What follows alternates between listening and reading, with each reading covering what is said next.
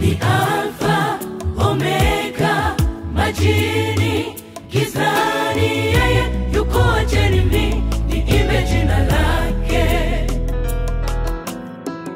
Uliye na afya shukuru Mungu wako, kuna wengi hawako kama wewe, ni wagonjwa